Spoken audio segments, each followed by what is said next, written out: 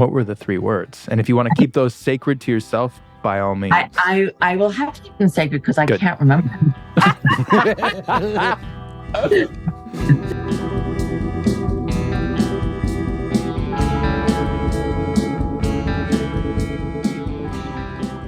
There we are. HOH, what's up, crew? That 70s episode, y'all. This feels so Here we are. ridiculous. Laying it down for all the listeners that are out there. We appreciate you being on.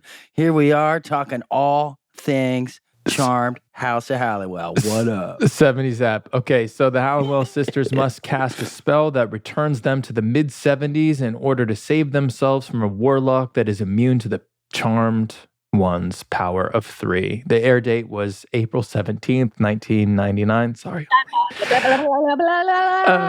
And this was directed by none other than Richard Compton. Okay. Let's just dive right in. Boom.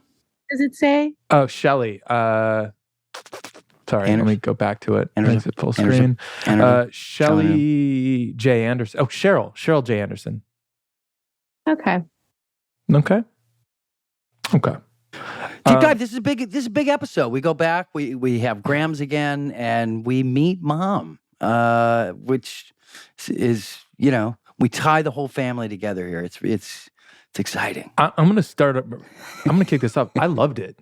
Like this, I might already put this into top 3 eps for me. L word? Yeah, I would maybe dare I say this moved into the top 3 after Dead Man Dating. I'm trying to think of the second one, but this really got me. I cried twice, 2 times, real tears. Wow. Yeah, I feel like if you were watching this show live back in, you would have been you'd have been streaming it or watching it every night. Yeah, This episode was highly ambitious, and we did the time travel, and we had all the family members, and Grams comes in all her fabulousness, which is fierce. Spicy. She was great. Spicy. She's tough. She's funny. She's a boss. I've nicknamed her Pepper because I feel like that would have just been such a better character name for her. Totally. I agree. Pepper Halliwell. Like, it's just so good. Pepper. She's so great. But she killed it. I don't even know really where to begin. Other than I absolutely loved it. She was made for it. Yeah. So we hadn't actually we had seen Grams kind of in a pseudo flashback with Phoebe, but outside of that, this is kind of where we really got to see her kind of start in all her glory, right? Gosh. Yeah.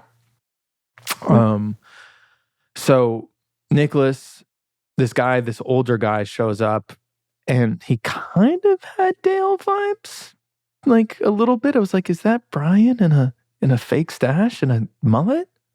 No, but this whole scene bugged me because it was like such a rookie mistake where they're like, yada, yada, yada. Oh, let me freeze him. Oh, just showing people our powers. And then, yeah. Yeah. And then he loses his mustache and he gains a mullet and a class ring, and, we're off to the races. Boom. Ring. This is what I'm working with, people. Yeah, the class ring. In a box.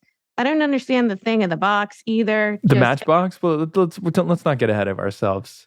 So, first of all, Tybo works. Like, can we just agree? Apparently, Tybo works. Tybo works. Yes. We not saw it once, not twice, but thrice in this episode. Yeah, but just in that first scene, there's just one kick, and the man is down and out. Tybo. Down, back of the knee, down and out. And you guys were up in that attic in a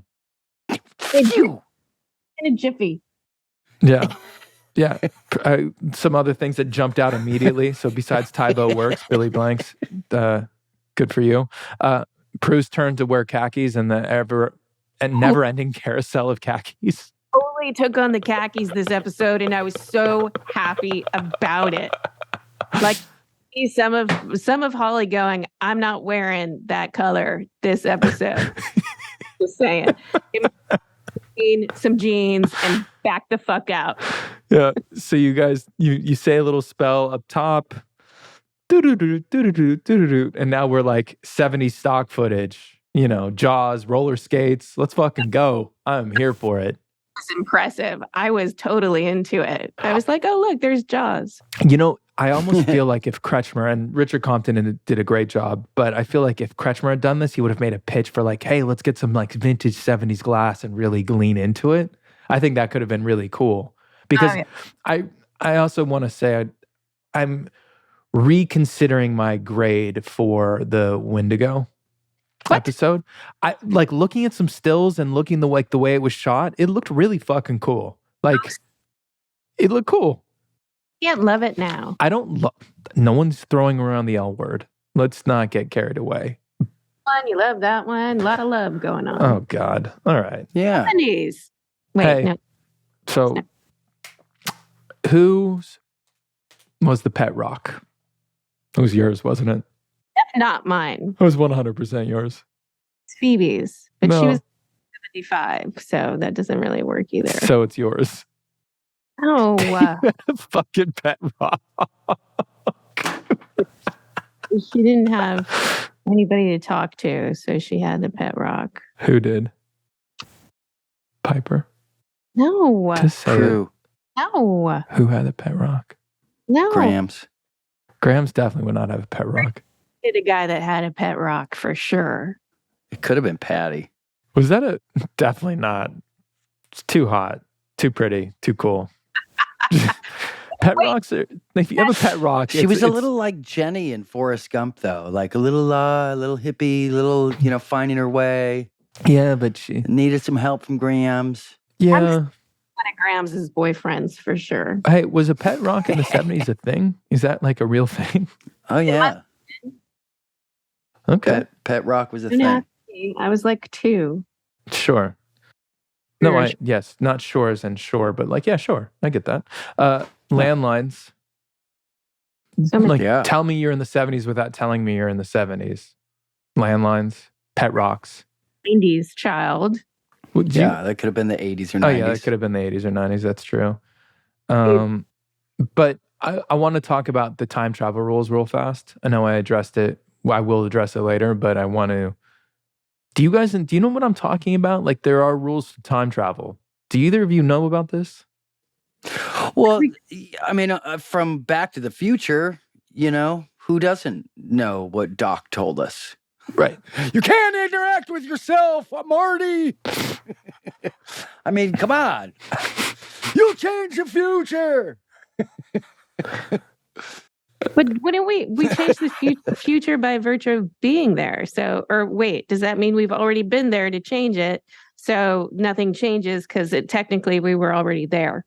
What? Right. The Family Guy really attacks this very well, where Brian and Stewie go back and then run into Brian and Stewie that are back, that run into Brian and the Stewie that are back, and the chain just goes on forever. So are we saying that the rules that were kind of ordained and established by Back to the Future are actually probably wrong? And you can actually run into your former selves? You did change it in the past. It's already been changed. Right, but if you're directly affecting the change by going into the past, I don't know. It's changed. I like clear, concrete rules with time travel. Okay, well, we'll get those for you. I liked Graham's question, though. When What she was was it? like, so what is IBM trading at now? It's a very good question. They're all shut up. But she kind of wouldn't lay off it. So I want to point out this is one of the first times of many times that this is why I asked who wrote it, because I have a feeling this is when a certain person started taking passes at the last version of the script, at the final version of the script, because the first of many times one of us is to say we're screwed. And there was also like a couple other of like, that I know that Cheryl, which we're going to have to get Cheryl Anderson on to ask her about it. But there's a couple of other manly sayings in the show that at the time I didn't question because I was just doing my job. I just work here, folks. But there was a couple of them that I was like, a dude took a pass at this. Like, what jumped? The first was we're screwed, which we say so many times throughout the course of the show that at one point I went on strike and I was like, I will not say we are screwed again. Why didn't you help me out when I had to say that? because it was you. Passing the buck. Wow. You You're had- okay. You're okay if someone else has to say it, just so long as you don't have to. Got to the point where I was like, is there like a bet in the writing room of they can get us to say this and like somebody wins $5? Because it was like almost in every other episode in the mid years where I was just like, this has got to be a joke, right? So, and there was another thing that was like I said something like, he's gonna make his move. He's gonna make his move on mom. And I was like, wait, who the fuck says that? And then when he like attacks Patty, she's like, get off of me, which like a woman would never say in that moment. You don't say, get off of me. You there's other choice things you would react with. But yeah, there was like this like super like sort of like manly like cop show overtone instead of some of the dialogue where I was just like, well, Andy wasn't there to kind of inject that dialogue into, so he had to give it to you three. well, Andy was there. Oh my God. But by the way, now that like, okay, the Wendigo thing where you're like, oh, she's like a sister to me, now makes sense because he was hanging out with you guys as a kid. No, there's still no touching. There's still no overly affectionate. Wait, I didn't. What? Yeah, the little kid is Andy. Yeah, the little kid that's running through the house. The cowboy. Look at Brian. just blew his mind. I didn't put that together. Yeah, man, that's fucking Andy. So how, like, why were you guys homies for so long? That guy just hangs out way too much. He's What? like, Lurking. Just fucking lurking. Wait, why like didn't someone I else in put the that deep together? Reddit threads. And why the hell Jeff. was Andy there? I mean, he's been around longer than Leo, basically. So No, not basically. Andy was there. He was homies with you guys since you were kids, which is such a weird thing then that they don't actually really talk about it all the time. Like, we've known Andy for forever. Literally. Right.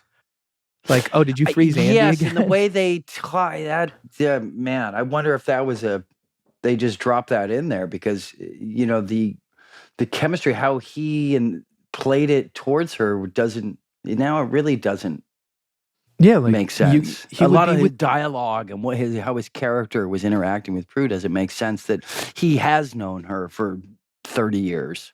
Yeah. yeah, more gross. I mean, gross. Wow. Gross. I mean, that should have made his death all the more tragic too. I mean, not his death, Right. exit. He doesn't die. Nobody really dies uncharmed. No. I mean, no. Can you just please not like just one Nobody. episode at a time, right? Right. Right? 'Kay. That's all. Like, you've already blown it, so it's fine. I'm just like, So, out of all the previous episodes, did we already know Andy grew up with? no, we didn't. But like, he Then makes why one this big- reference one time. She's like a sister to me, and we all kind of pointed it out in the Wendigo episode. Like, hey, man, that's such a weird vibe. Like, you. Prom. Yeah. They didn't make it to prom, which is also gross. But that high school is different than like he's running around playing cowboy in the house with like 6-year-olds. What are they, 6? Nobody said we grew up together. I've known her since blah, blah, blah. Since I was 5 years old and I lived a house across the street or something. And it was nobody very random. It doesn't make sense for the way they've, God, the dialogue Andy- they've shared already. And, yeah, even kid Andy can't catch a break. Poor guy. Fuck it. Question I'm kicking to both to you, and this is actually a really important one. If you had the chance to go back and talk to someone who is no longer with us, Ooh, would you? wow, this was a hard pivot. I know. Because I want to get off Andy because whatever. Of course. I can think of quite a few people. Okay. I mean, I think we've all had people that have passed in our lives. That you'd love if I to go could and talk back. to. Even though, Yeah. well, like, Conversations you never finished or questions you never asked. You know. I don't know. I'm pretty forthright. what about, okay, so let me make it, it seems like, I feel like I would probably want to go talk to, if I could, like have another conversation with my grandfather or many people that I've lost and just kind of check in. Sure. But the bigger question is, if you could find out when and how you're going to die, your ultimate, like, would you want to know? If I could tell you. Expiration date? No. You wouldn't want to know? No. No. Okay. Or no. Why?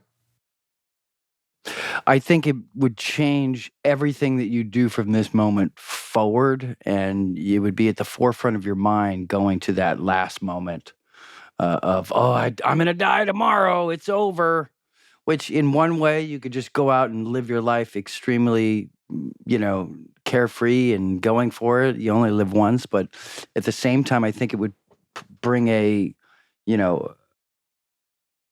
forebodingness, a darkness of like, I got a week left. I don't know. I think it would change everything. Okay. Holly? I take that back. On the other question, I think, okay, so this is highly personal, but, my paternal grandmother, when she was sick and towards the end of her life, and I was, in my early 20s. In fact, when we were doing the show, we were shooting a TV guide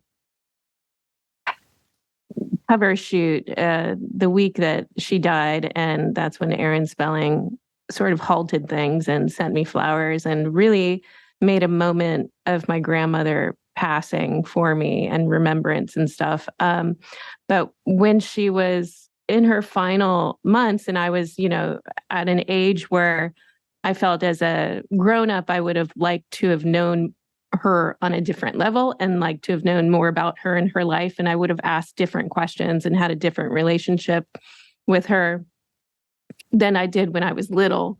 I didn't have that opportunity. I mean, she got to see me as a grown-up, but I never really got to see her and the way she became a woman and a mother and a grandmother. And so that kind of stays with me. I feel like the time to know her on a more equal level was taken away. And that's always something I will miss, to talk to her as a grown-up and not a child. And it's really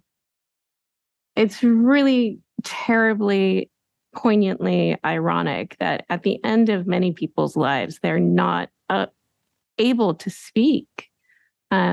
It happens with a lot of different illnesses. And so I guess my point is to get your time in, get your questions in while they're still alive. And the other thing I really loved about my grandmother is she was no nonsense whatsoever. She was like, send me all the flowers now while I'm alive. Do not send them to me when I'm dead. And I was like, you got it. And I set up a weekly delivery service. That's cute. Now, to the other one, you don't want to know your expiration time and date. I understand that. I wouldn't want to know either. But there was I think I was watching a trailer yesterday. There's a doctor named Peter Attia. And there's a new show on Disney with Chris Hemsworth that National Geographic is doing called Limitless. And basically he does all his blood work and all his testing. And he finds that he's 10 times more likely to develop Alzheimer's than the average person.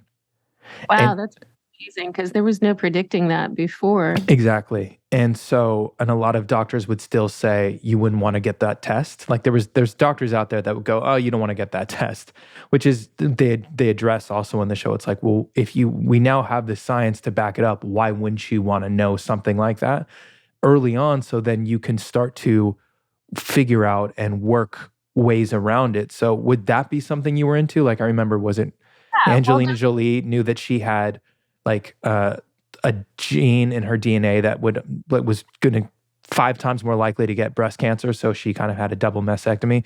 Don't quote me fully on that, but I believe that's what happened. Yeah, no, there's preventative medicine. And if you have a propensity for something or a disposition for something, then yeah, I'd absolutely want to know. But I think they do that with like, what is the 23andMe stuff and all that kind of stuff? Well, they don't do all the deep cuts about what you can potentially, pass away from. I think they do. I mean, I did a 23andMe, but there's a medical one. Yeah. I guess Right. that I don't do because I don't want to know. See, I would want to know. For me, I would want to know if I was predisposed to certain things, and then if I knew that was potentially something in my future. Obviously, there's always a outlier, but then adjust whether it's my diet, my with climate I lived in, or whatever possibility that would help combat that or give me every opportunity to combat that. I think is important. Well, I think in 100 years, that'll be the norm. Of course. Where I think we're at the tip of the iceberg right now. But it's interesting that this kind of came up a little bit with this episode, at least for me, in regards to like, oh, would you want to know? Because you start to tell her what happens, and she's like, I don't want to know. And that was kind of a big thing with Phoebe. That was Graham's, yeah. And Finola is so good at knowing what she doesn't know. She's so good at that part. Yeah. No, it was a really well acted. We were lucky to have really great guest stars. It was really well acted episodes. So for me, well, it's just this episode hit because it was a lot of confronting your own mortality as well. Like, and I don't know, like I got really emotional. There was something really special about, like, I loved the Phoebe dynamic with Patty.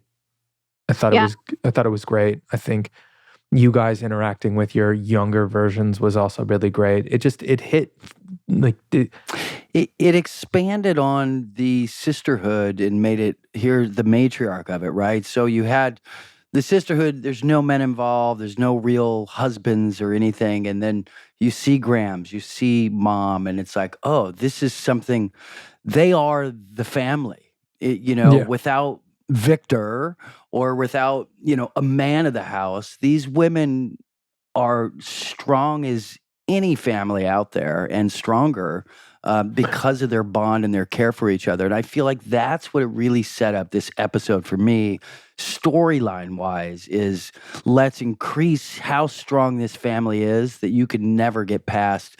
They don't need a man. They don't need anybody else. They have each other. And I think that really was what it landed for the whole episode for me.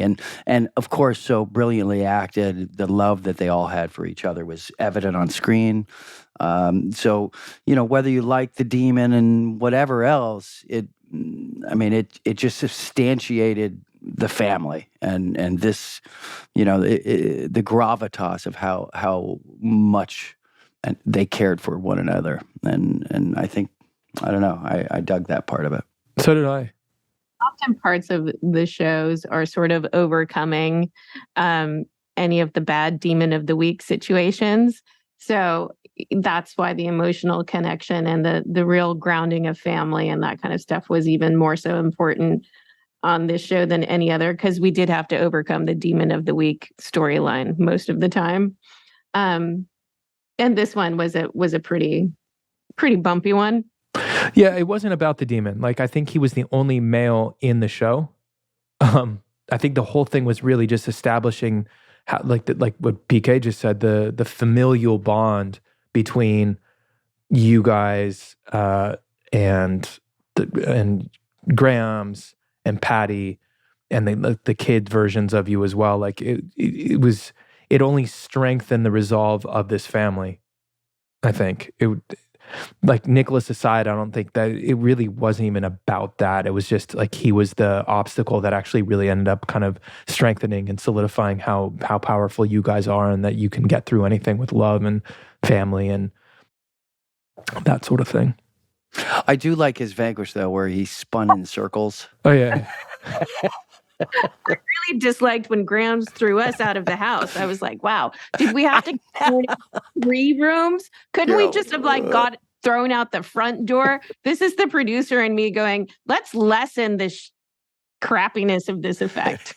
You guys, you're all, whoa, out the door. Yeah, did we literally have to go through the parlor, the living room, and the foyer to get out of the house? Let's just throw them out the front door real quick, like. That was pretty good. Yeah, it didn't bother me. I kind of felt it.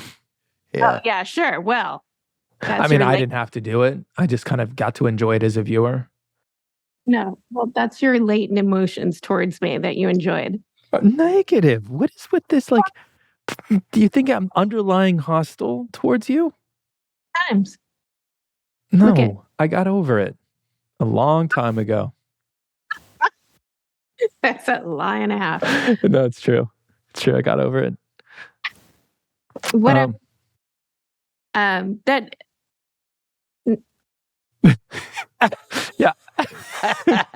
Okay.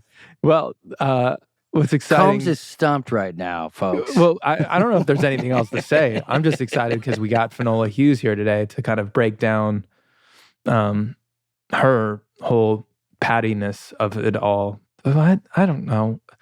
formidable. She is. The professional. We're super blessed to have her. The other thing I wanted to say is, Alyssa's performance in this, so she's super vulnerable with the Patty and the mom storyline and the mother wound, is pretty impressive because Alyssa comes from a super tight family that is incredibly supportive of her. And so this was like, there was emotion in this that and a depth to it that was unexpected from me knowing her and watching her. And that really, really helped this episode. I'll say this, and maybe that's why it connected so much for me, because I'm obviously really close with my family as well. I see them as often as I possibly can. I love them so much, and we're really close. Yeah. And I call you, you're like, I'm talking to my other mom right now. Yeah, pretty much. But I will say, and I was impressed also by Alyssa and her performance. Like, she's always awesome, but like this one really hit home, and it felt weighted in a way that we hadn't seen yet from Phoebe. And I will say, I think that to be able to think about the loss, like, I don't know where she came from, so I don't want to pretend to even guess at that or to know. But I know, like, anytime there's a loss of a parent, like if I have to think about the loss of a parent or even the loss of an animal that, unfortunately that I've had to go through recently, or a grandparent or something, it hits and resonates in a way that just like I instantly, the thought of not being able to have them there, to call, to lean on, to just be with, it's devastating. And so, I think it's an equal approach. Like, from an acting standpoint, like whether you've had that or not, like to have it and then to kind of think about it from a loss standpoint, I can't think of anything worse. And I think that would probably fuel a performance. And that's, for whatever reason, it also resonates whenever I see stories, with like father and son stories, or, just parent-children dynamic. It always gets me. Like, I was a mess in like Life as a House.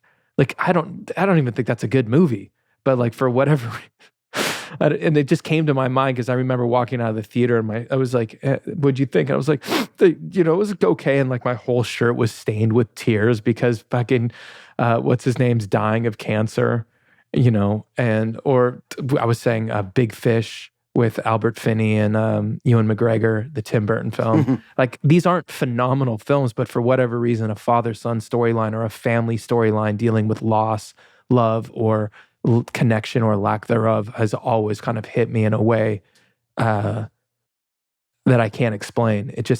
On the depths of my emotion, it's just like, it's the most gnarly.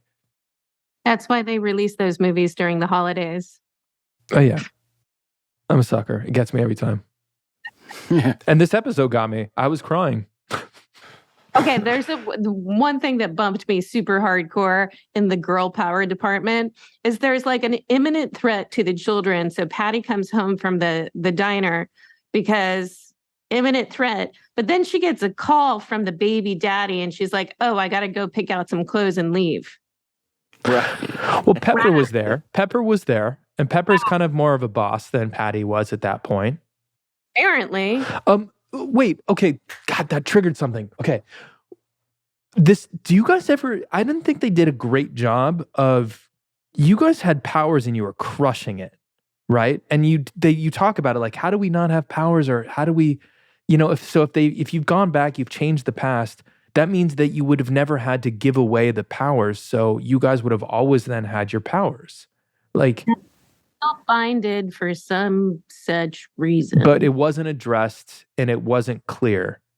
And especially like once you guys started to have them, the fact that like your memory isn't triggered, like, oh yeah, we can do this and we're awesome at it. Like you guys were like zero memory. Well, it's a little foggy. Yeah. Well, it's just like playing pretend. By the way, Mini-Me's outfit, I need Mini-Me's outfit because Mini-Me was super cute. Yeah, Mini-Me hit. That outfit hit. I just need that outfit. One other thing, they could have, if they've gone into the 70s, can we use some 70s tracks? Like the stock footage had it, but then it would go back to like nothing. Like you guys had a budget at this point still before they started slashing. We could have used some 70s music. Well, like as if we would be able to keep them because all the licensing has run out. So now it's just all Wonka Wonka Wonka Room music. Yeah, it's not great. It's not great. All for naught. The episode didn't really deep dive too much into the 70s. I mean, it was written, I'm sure, as like, you have 5 people that have to connect emotionally together. So, like you said, there's only the one guest star, the one guy, the demon, that's it. I mean, there was so much to cover. So I don't think, sets, you kept it in the house, you did a small little piece of the diner, and then everything else was kind of, let's shoot around making huge sets turned back into the 70s, except for the one time you were on the street and you had, all the cars lined up. But yeah. They didn't really do too much of a deep dive in a period episode, if you will. Sure. Well, the house always looks the same, so that saves us money. Yeah, but there was definitely like the cars outside on Carroll Street, and then oh yeah, no, I remember. The diner actually kind of looks like a 50s diner. It actually still is that same, so you didn't have to really do much to that. The cinematography was a little, kind of dated as well. We've been jumping around episode to episode, and this definitely didn't have that same cinematic look as we did a couple episodes previous. And I don't know if that was because they set it up to look like a 70s TV show. That would explain some of the quick cuts. Boom, you're in the next room. Boom, you're in here. Bah! Oh, you're upstairs. You kicked him in the knee. Pow! It was very... sorry, am I the only one that watched TV in the 70s?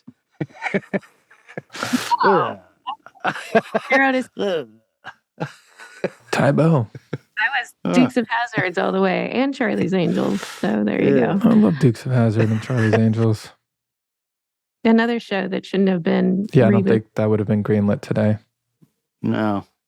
Dukes of Hazzard? No, definitely not. You never know. Well, you never know. Make it better. Well, they made the movie. They did make the movie, but that's still a different time. Yeah, that was still a different time. It's still a different time. Melinda Warren, John Cho. It's up there. That's what I'm saying. Top 4. Top 4? Wait, I wish we remember our rating system. I should have written this down. But for me, I'm with you. It's a top 3 for me. Dead Man Dating still is the... Still winning. Still winning. I really like the pilot. That might have been 2. And this might be 3. Just, I love the way the pilot looked. The pilot was so cool looking. And I wish it kind of stayed more in those darker tones. So we're giving it a... I'm up in the 8s. High 8s. 8.5. Yeah. I feel like I give everything an 8. Wow. Maybe a 9. Also, the demon?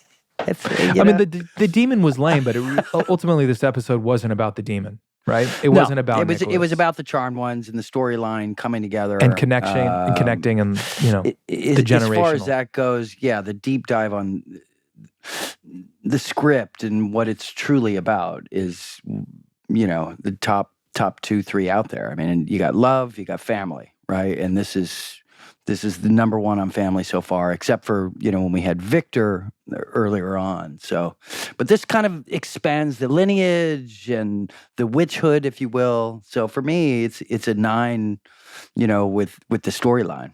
Yeah. And for sure. Also, but why did Nicholas have a hotel room? Anyone? Well, why does he keep his class ring in a matchbox? I have questions. I do have questions. Yeah. I do too. I just wondering if his tips were colored or if that's his natural hair. No, they were definitely frosted. But the mustache bad makeup thing was real interesting. It's like, why is this guy pretending to look? Oh, Evil. evil. Every man on the show is evil. Mostly. Yeah. It's true. That's one to grow on, kids. Well, let's bring in Finola because she's rad and she's here. She's waiting. She wants in. So today we have Finola Hughes, who played Patty Hallowell. You just don't come across as a Patty. I'm sorry. Like, I'm just going to stop right there. Patricia, isn't it? It would be Patricia. Yeah. Patricia Hallowell. But like Patty, like Patty. Yeah, it would be a British name, I guess, in a way, Patty. But but also it's sort of 50s mid-America, isn't it? Sure. What was Graham's real name? Oh, Penny. Penny. You know what? I keep wanting to call her Pepper. What? Actually, that's far more fitting. She was so spicy. Pepper. I was like, Pepper, like, but I also like, I want her character name to be called Pepper Rhodes. I don't know why. Rhodes. That's Shelby's name. We've christened her. Yeah, she is now Pepper Rhodes. Welcome, Finola Hughes. Hello. I'm so happy and grateful that you're with us today. Lovely to see you guys all lovely again. Lovely to see you too. I think it's been like almost a decade since we were last in was it Paris. England or Paris? It was Paris. Yeah. Yeah, definitely. Always have Paris. We will always have Paris. It's a long time ago, actually. Yeah. So what's been going on? Like, how have you been? I've been good. Yeah. I've been good. Yeah. I think right after that, I went back to General Hospital and have been working on that. Oh, wow. And, raising my kids. They're all teenagers and 20-year-olds and crazy stuff like that. Can you believe it, Holly? Like, my oldest is 22. Wow. That's How old? What about your boy? How old is he? Well, I have 3 boys now. So pick one. 13, 16, and 18. Yep. Crazy. It's wild. Yeah. I have 22, 18, and 15. I got you beat. My son's 26. Oh, okay. Yeah, that's why they call me Gramps. Wait, is Wes Ramsey on your show? He was for the longest time, for like 4 years. Yes. No. He played my son, actually. Wes played your son? Yes. Wes the played internet my just son. exploded. I know, right? Yeah. Twitter actually exploded. Yes, that's correct. So initially he was ostensibly on Charmed, he was my grandson, and then he came on with my son. And he's no longer on the show. No, because his character became like really evil, which is strange because I know, and Wes is not that. No, he's not that guy, but he plays evil really well. Guy. He loves being evil. Yes, he does like to be evil, and he like really like went to town on it, and so it was almost so bad that they the way they wrote him into a corner, they still couldn't redeem him after a while. Did he die? Mm. Like, do you guys kill people on General Hospital? They get killed. Yeah. But then he could come back, though, right? I mean, like, how does it work? I mean, he could. Okay. As a more evil twin? Sorry? Oh, yes, his twin's back. Yeah, like his twin. That would be good. But he wasn't at my hand, like of my character's hand. Like, he was hit by somebody else across the head. And I was supposed to call for emergency services, but I didn't. And I sat there with him until, the character. Wow. So it was pretty gruesome. Wow. So you kind of killed him. Like you didn't, but you did. It could be argued, Drew. Okay. Wow. Very Shakespearean. It was extremely. Yeah. I'm here for it. It was upsetting because Wes and I have known each other a while, and so it was sort of sad. But yeah. Dang. Well, it was like the last day on Charmed. That was a really hard day. And do you know, I don't know whether you know this, but the window from the house, one of the windows. I asked the set designer if I could have one of the windows. You really? And they gave it to me, and I have it in my bathroom in my house in Santa Barbara. Wow. Wow. I know. That's It's so cool, cool. right? Mm-hmm. Yeah. Good thing. So, hey, going back and diving into that 70s episode, do you remember what your audition process was like when you first were like, was it offered? Did you have to actually audition for it? And like, and I guess the follow-up question to that was Charmed on your radar at this point as well? Yes. Like you were aware Charmed. of the show and like you knew what kind of like what was happening with it, and like it was starting to become a really big deal at this point. And so like, what was the process for you like? The process was the producer, like I'm trying to remember, it was who came. I had been working with Aaron Spelling on a show, and I finished Pacific Palisade. We just did one season of that. And so I guess it was one of the producers from that just asked me to come in, and I went and just met them, and they said, "Do you know about this show Charmed?" And I said, "Yes, of course I do." And you know, it's got these great these three young, beautiful actresses on, and they said, "Well, we think you should play their mother." And I was like, I'm maybe 15 years. Okay. Oh, and then they'll know it. But here's the thing: you're going to be dead. And I was like, "Oh, okay. Explain that. Run that by me again." And so that was sort of how it started. And they offered it to me. I didn't have to audition. It's like one of the few times I didn't have to audition ever for it. Fantastic. Yeah, so it was really nice. And I remember the first day, and I was super nervous actually, because the three girls, the Holly, obviously Shannon and Alyssa, were all sitting on the couch, and it was facing me. And I guess I was there with Grams, or maybe I was on my own, and I was sort of explaining. And I just remember Shannon saying, "This is so typical that they would pick." I mean, it was very flattering, sort of saying, "Pick a cute mom to play our mom," and it was really a great day, and it sort of that broke the ice, and I felt more at ease, and it was really lovely, and I so enjoyed doing the show. I just loved it from the get-go. Yeah, no, she loved you, and she doesn't love a lot of people, so. I know, yeah. I thought it was Yeah. extremely good casting. Like when you guys were all four on the screen together, I was like, oh yeah, this totally works. I mean, more like all sisters, but I was like, if we're doing like the past thing, I completely bought it. I was really into it. Yeah, I think it was great. I was too. I think I had the same experience on Pretty Little Liars, because I think I'm about something like 15 years older than Lucy Hale, who played my daughter. And I was just like, you know what? I'm going to choose it before they choose me, as I can only play mom roles. I was like, I'm going to go first. I'm going to say I can do it. So Nice. my own choice when it really wasn't.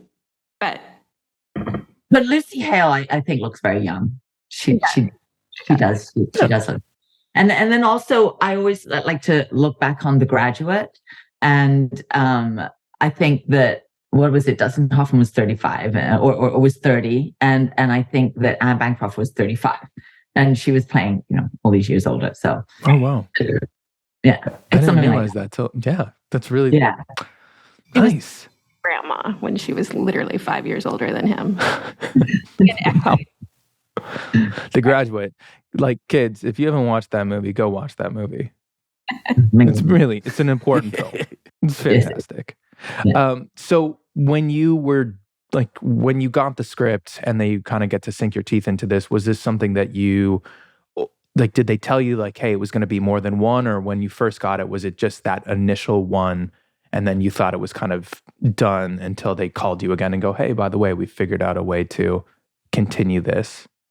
Yeah, no, they did say that there would be more episodes. Oh, okay, cool. Yeah. That was sort of on the radar. And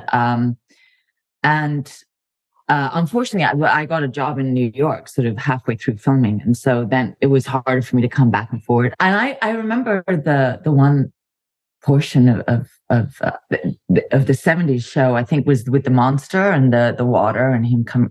I think I had to dive into into a pool. That's later.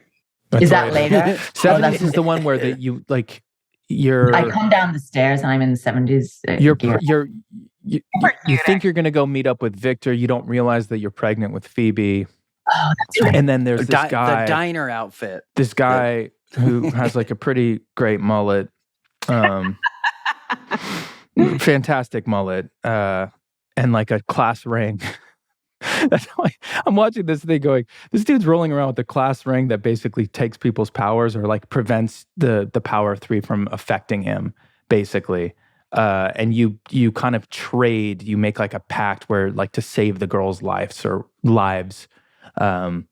you kind of offer your power or their power to him to save them, essentially. Right. Yes. Yeah. It's a good episode. You didn't know you were pregnant.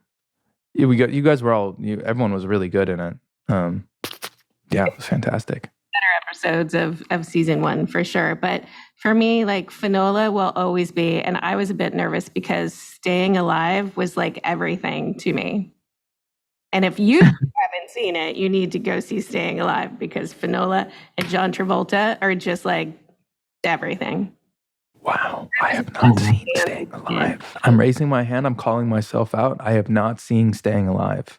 Well, that's your homework for tonight. I'm good. I'm writing it down. Staying Alive. It's sort of John is the nicest person and just was so kind to me in that movie. He's just a true gentleman and just a really great guy. Like really great. I have wonderful memories of that. When did you start acting? How old were you? Probably 13, I think was the first thing I did. I was still in school, obviously, and I went to a theatrical school and they used to come and pick people to do different jobs. And I think this was the prime of Miss Jean Brodie on television.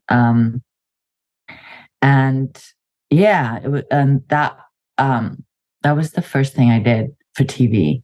You went to school I'm assuming this is in London. England, yeah. This is in England. And so they came to the school, they like kind of selected people. Well, actually we had an agent that was in the school. She was part of the school. Was it a performing arts school specifically? Okay, got it. Yeah, it was performing arts. It was ballet and dance and drama. And there was Sylvia, her name was the agent. And if you ever got a call to the office to go see Sylvia, I can't remember her last name. And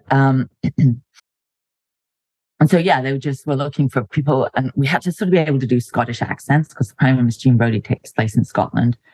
And I was Irish, so that apparently was close enough.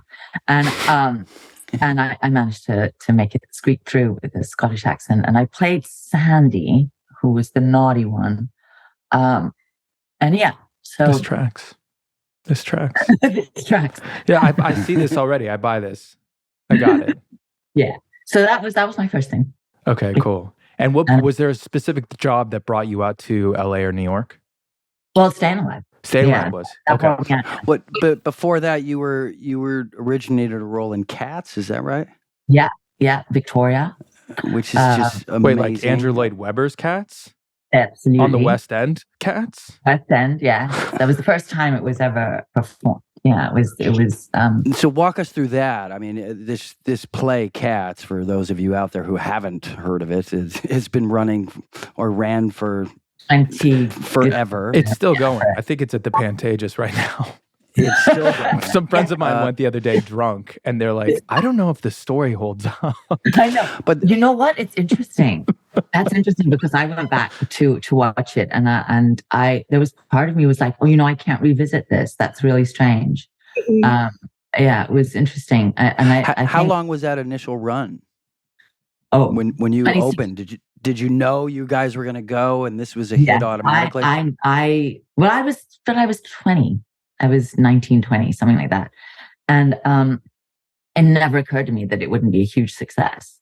But yet it did occur to Andrew Lloyd Webber and Trevor Nunn, who was with the Royal Shakespeare Company, he cast us all, and Gilly Lynn, and they were all sitting, and they were all sitting in the bar, and they were like waiting to see what this, the initial audience would be like. And it was silent until the intermission, and it exploded. And they went and looked through the door and saw what was happening. And, they'd been drinking in the bar, and they were like, oh my God, we have a hit. And it did. Wow. It just, and I don't know why, but I think it was so creative for the time. It was just so, and the stage spun around, and there was, junk on the stage. It looked like a trash heap. Mm-hmm. And we were dressed as cats, Hence the name, Cats. That for some reason it struck a chord, and it was the right thing at the right time, That's fantastic. And the whole thing was amazing to do. And I think that the moment when, I was a dancer, but your dance life is fairly short-lived, and or can be, there's dancers that dance till they're 35, 40, but Trevor Nunn gave us 3 words for each of our cats, and he called us up quietly for each cat, and he whispered the words in your ear, and that was how you were supposed to create your character. And I remember when he whispered those words in my ear, I thought, oh, acting, I get this. This is great. And it was like this sort of penny just kind of dropped. And that put me on the trajectory of, oh, acting's where it's at. This is the deal. And, I have to ask. That was the sort of thing. And you can totally say no. What were the 3 words? And if you want to keep those sacred to yourself, by all means. I will have to keep them sacred because I can't remember them. Oh man, that's they had great. such a resounding impact on my life that I've forgotten. That's what they say. You'll never remember what people do. You'll remember how they make you feel. There you go. It's true. Yeah. Yeah. Is there anything else? Like, do you remember anything else about actually being on that? Those first couple of days. Obviously, you did many more episodes, but like that first time, did anything else jump at you when you were shooting or filming? Oh, lots of things. First of all, it was the way I was dressed. Me and Grams, we were like so totally in this sort of 70s garb, and it was really cool. Feathered hair. You had feathered hair. When they curled it, they waved it backwards. Yes. So it was, and I think I came down the stairs was the initial. That was like the first thing I did, and I remember thinking, okay, here we go, and how's it going to go? And I didn't know. And did we do something with children? Yes. Was we your younger selves there, or was that episode? Yeah, right. It was that one. The 2 little mini me's. There was Little Piper and Little Prue, who were, by the way, fabulous actresses because they were so cute. At it last night, and I was like, these kids are genius. There's something about that are just like so honest when they act, and there's no like posing or pretentious that we just lose as we get older somehow, and try to get back to that sort of honesty. And we were really lucky with the little 2 that we had. Yeah, they were amazing. That's a great insight, how we lose that ability to not be looked at or be aware that we're being looked at. Yeah. It's super cute. Yeah. Yeah. It's because they're just authentic. They're just kids. And they don't realize all the things or the pressure or whatever. They're just going to show up and they're going to be themselves. They don't have mortgages yet, so that's a big deal too. Yeah. They don't have to worry about all those things, and they can just be like. There was this cute scene where it was Little Prue's line, but Little Piper was saying, like, mouthing the words. Brilliant. It was so cute. Trying to carry the scene, okay? Yeah. And I really remember the diner scene. I remember because there was this sort of amazing moment where there were 2, like where I I think you guys realize who I am. And I can't remember if I realized at that point, but I go outside and drop things and I bump into Phoebe. Yeah. And yeah. There's a recognition. It's interesting. Like one of the things, and I was going to talk about it later, or I'll talk about it now, was you kind of broke the rules. There's like time travel rules that have been established since the history of film. I think Back to the Future might have been it, where it's like you can't run into your like yourself. Like that just throws the whole time space continuum. Like it's just like that was the window. Yeah, that's the rule that's been established. And I think you guys broke it. Rick and Morty's broken it. Star Trek broke it recently. But it opens up a bigger conversation. Like if you were to run into a younger version or someone a familiar person, like, would you recognize them? Like, was there something about it?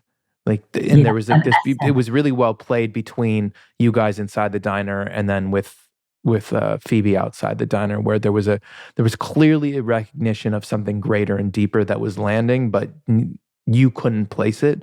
But it played in a really beautiful way, where it felt like this feels oddly way too familiar, but yet I've never seen your face, so I don't fully understand. But then when you and the kids met, like there was kind of an instant recognition, almost like the kids instantly trusted Prue and Piper. Yeah, right. A lot of Prue like embracing herself too. That was a lot of self-care, a lot of self-love. It was I was here for it. Are you cute? Oh, sure. Yeah, that was little too. There was some nepotism going on as well. Like, God, you're beautiful. Yeah, that was pretty funny. Truly. But anyway, you played it beautifully, and it was such a joy to watch, and it was just really cool. It's a really nice thing that whole concept of sort of looking at your child in the future, like a future child that you're going to have, and that was so nicely written. And just to sort of take that moment to like have something like a little bell go off in your hair, or like your hairs go, like get tingly, like your spider senses. Yeah, your spidey senses. You played it. You played it well. The spidey sense. You played it well, and like that's what there was an authenticity that was kind of conveyed without really saying anything. Where you clearly saw like everyone's kind of like, ooh, yeah. But you know what's so beautiful about Charmed is the family sense of it, like the interwovenness between the three sisters and the family and the matriarchal sort of business with the grandma and everything, and how sort of accepting you are, there's of each other, and how you're sort of there against the world. It's you guys as a unit against the world. And I think that's why it resonates with people, because when you go home, there is that feeling, if you're lucky, that where your family thinks everything you do is great, and so there's that feeling of that camaraderie. And I think that was so built into the show. And I think it was there with the three young women. I mean, it was just so much there. Like they carried it with them. They laughed, before they would do takes. And there was this feeling, and it permeated the whole show, I feel. And, that's not something that you can buy. That's just there. And I feel that's definitely something that was written into and written for, and went throughout all the seasons. I remember, because like I said, Shannon picks her people, and you were having, we were super busy, and you were having, your own moment where you were trying to center yourself in your emotions for the scene. And Shannon recognized it and recognized you being quiet, and she kind of shushed us and everyone else around you. And that's the kind of atmosphere that I don't think outsiders or people who read the tabloids will ever understand, the sort of environment that she created, that we wanted to create for the people that came into the show, because we wanted it to be about family and real emotions. That's the only thing that grounded the show, was real emotions. And so there is a lot of that, people who still come to us at the conventions where, they say, your family is who you make it, or you were my family, or you were my childhood, or we grew up with you. And there is sort of that element, whatever that feeling is, that still rings true with people. And especially that night, Shannon had that moment with you, but both the girls also had a moment where they looked at the producers for me and said, we're putting her in a van. She needs to go home because she's sick. And that's one of the times where we were just like solid core females taking care of each other. And, we were all super dedicated to making the show successful at that point, because we had to be adult actors at that point. And, starting from so young, that transition from being a kid actor to an adult actress is not always as easy as it seems. And so we were super dedicated, and we were thankful to have someone of your caliber there with us. Well, you had a lot of people with of note that came on that show, and I do feel that what you just sort of struck on, which is respect, and having respect for fellow actors, and also having compassion and empathy, and seeing what somebody needs. I remember doing a scene with you one time, and I was concerned, and I just was trying to get to reach something that I wanted to do. And I remember taking your hand. I just reached out for your hand for a second, which I'll do sometimes if I just need to human contact, because it can really center you. And I remember, you just took my hand with no thought, and then we separated and went, started our scene. But it was that sort of comfort level, and walking into that and knowing that you will be supported. And there was so many times like that. I had it, throughout whenever I came to visit, because like you said, you're three women that are trying to make this transition to be taken seriously, three young girls, and you were carrying a show that they handed you a show, and it was a real responsibility to prove that we can carry this show and we can make it really successful.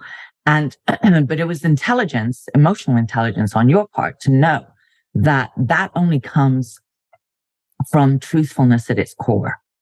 And it comes from something so minute and small, which is, that sort of spirit, that feeling that we have as actors, and the safety to be able to feel that. And that's a very quiet place. And that, you three of you had that sort of intellect and to know that that's what other actors needed. So you made it that safe space. Yeah. That's not to say that we didn't all have fun, but when it came down to it, though, when it counted, everybody was extremely serious. And I love that. Yeah. Because it's hard to open that. It is opening a door to real emotions. Like, we can all fake it. I don't like the way faking it feels, but to open a door to real emotion, you have to have sort of, it sounds ridiculous, but you sort of have to have a safe place where you feel taken care of. Yep. Let it out, and then be able to pull it back in and not feel raw and sort of used up by the time you go home. It's a thing. It's a thing, but that's one of the great joys of acting and being on a set with people that you trust and love and care about, because we kind of make this unwritten pact, if you will, where we're like, hey, we're going to be as authentic and as open and as raw as possible, and we're going to be here for one another, and we're going to take care of each other, because at any given moment, whatever the scene calls for, one of us has to go there. And the love and the support and the listening aspects and elements of it. And again, the support, everything what you guys just said, times 1,000, really. It's just, it's special and it's sacred. And like, when you allow yourself to get to that place and you're feeling supported from your fellow actors in a scene or in a project, there's nothing better, because that's nothing better. Yeah, it's the best. Thank you so much for coming and hanging with us and talking about your craft and all the things. I know you're busy with, I didn't know you were teaching as well, but your show. Working. And really so operas are like the hardest grind. Which 100%. No. 100%. How many days? How many pages do you have to do in a day? Typically? Oh, it can be like 45. Yeah. Okay, so we'll shoot 100. Like there'll be, but like you might get 45 yourself if you're shooting a couple of shows or something. okay, so just to put that in perspective, a typical 1 hour show, Charmed, for example, we did anywhere from 8 to 12 on a gnarly day.